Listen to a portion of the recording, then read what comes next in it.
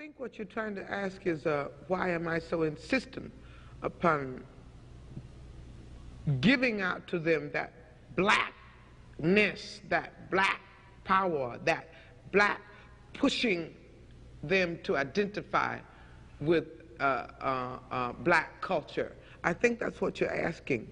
I have no choice over it. In the first place, to me, we are the most beautiful creatures in the whole world, black people. I mean, and I mean that in every sense, outside and inside. Today, you will hear the experiences and opinions from 3 different black women. These young women represent the modern-day black girl. They have lived long enough to develop an opinion on issues that affect them.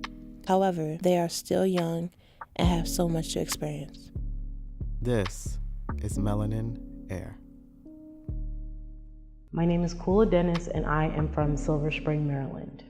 My name is Manassaline Coleman. I am originally from Liberia, and I live in Maryland. My name is Aleesia Medina, originally from East Hampton, New Jersey. Nursing is very different from a typical job. Nursing is not for everybody. It requires a lot of passion, a lot of dedication. Into the hospitals, you'll see that there is a lack of diversity depending on where you are in the United States. Now that I think about it, and like my med-surg clinicals, there are about 8 nurses on the whole floor, and then there's only 2 black women. My clinical instructor, the only black woman on the floor, and she doesn't even actually work at the hospital, so that tells you a lot. Representation is very important. Whether it's becoming a doctor, whether it's helping out with something in that Medicare system, it's very important for us to be represented.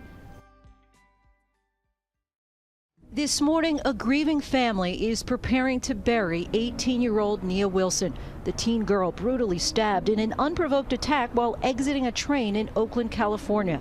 I don't know if black women are seen as a target, as a threat, or anything like that, but just the fact that it keeps going on, it's making us seem like we're doing something wrong when we're not. It gets to the point where I'll be on my Twitter feed and I'll see another video of it, and it's like, if I do take the time to watch it, it's absolutely horrifying.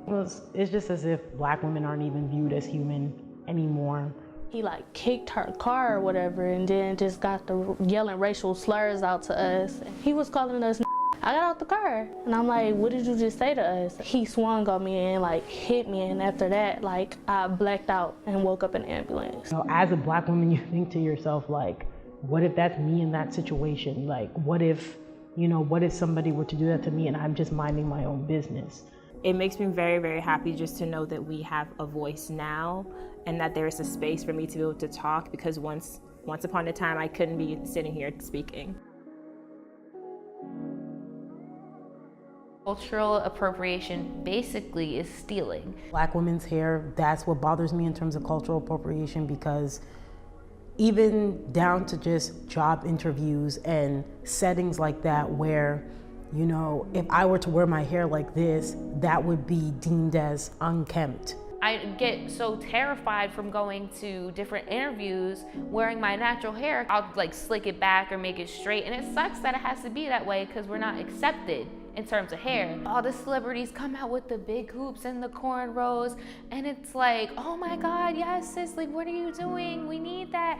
And then black women are just in there like, excuse me, like I've been doing this for how long? As a black woman, it's like every single thing that we do, we don't get credit for till another color does it. And magically, it's amazing. So in high school, I explored weaves and stuff, so I wore weaves, little lace front, that was real cute. And then I started learning more about the black woman narrative and how we were taught to like hate ourselves. And I was like, why am I wearing weaves? So then I started questioning like everything I did. Like, why am I doing this? Am I doing this because I'm trying to look more European, or am I doing this because I truly want to be wearing this straight like bundle?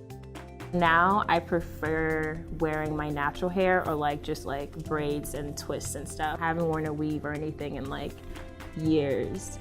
I was doing it just to look a certain way, not because I truly wanted to be wearing weaves.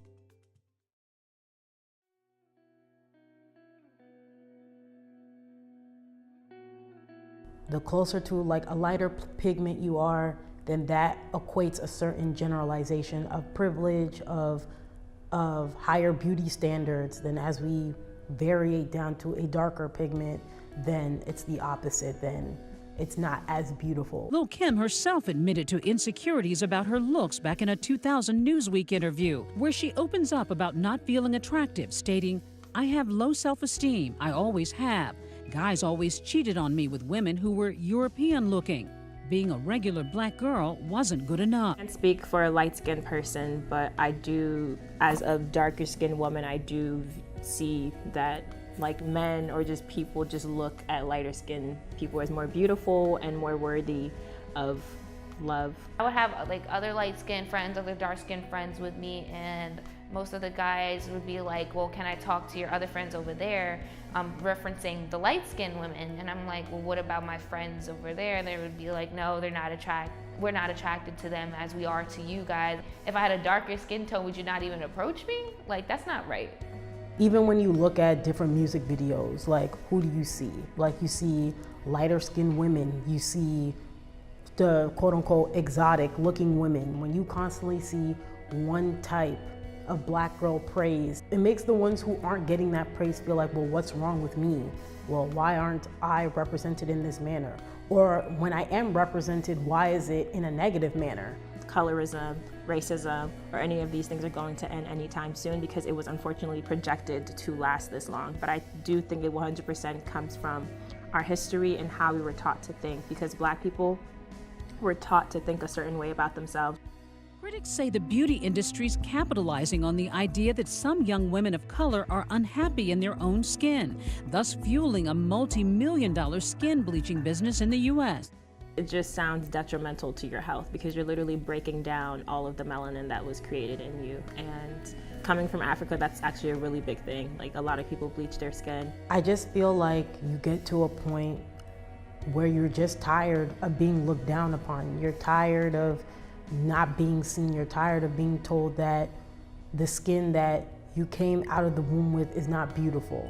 It's physical bleach. So it's taking the melanin out of your skin. It can leave your skin dry, cracked, not the way that it's supposed to be. It stems from not feeling beautiful.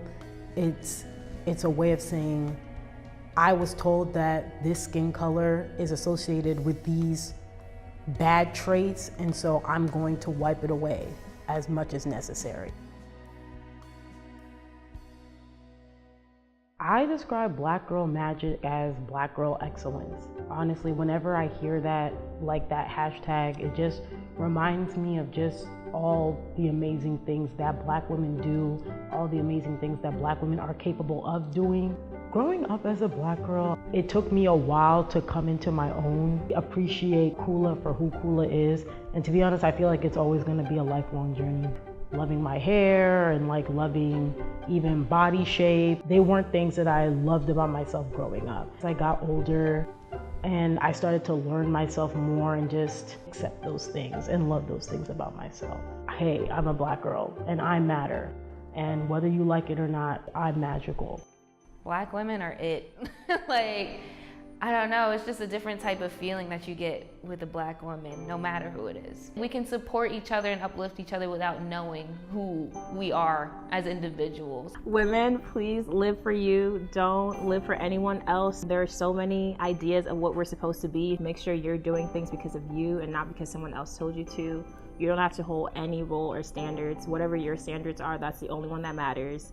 Men are doing men, so please do you. Just love yourself always. If you ever need help, like, reach out to a sister, whether that's white, black, Asian, I don't care what it is, just reach out to someone and ask for help. You might encounter many defeats, but you must never be defeated, ever. In fact, it might even be necessary to confront defeat. It might be necessary to get over it, all the way through it, and go on. I would teach her to laugh a lot. Laugh a lot at the silliest things. And be very, very serious. I teach her to love life, I bet you that.